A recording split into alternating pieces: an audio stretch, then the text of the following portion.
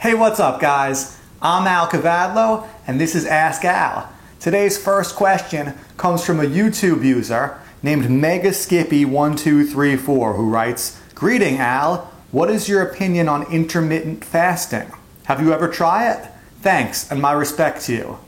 Intermittent fasting is one of the big buzzwords going on in the diet industry right now, but it's something that everybody has already been doing for their whole lives. When you go to sleep, you're not eating anything, and then you wake up and you have breakfast, which is break fast, your first meal after an intermittent fast.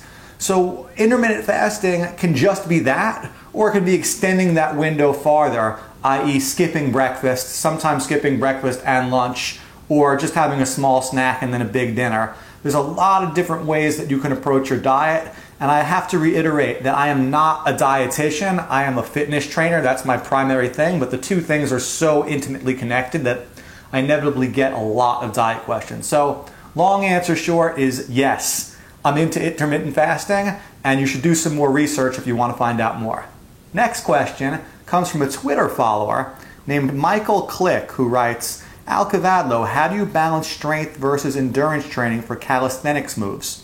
Goal, progress to new moves without losing endurance." Hey, what's up, Michael? I hate to break it to you, but you can't always have your cake and eat it too. If you want to focus on getting stronger, you may wind up having to sacrifice your endurance a little bit. Having said that, the strongest guys in calisthenics, guys who are doing front levers and one-arm pull-ups and things like that, usually have high endurance for basics like push-ups and pull-ups. So if you get your pull-up up to at least say like 20 reps and get your push-ups up to about 50 consecutive reps and then start working on higher and more advanced strength moves beyond that, the endurance base should still be there to some extent.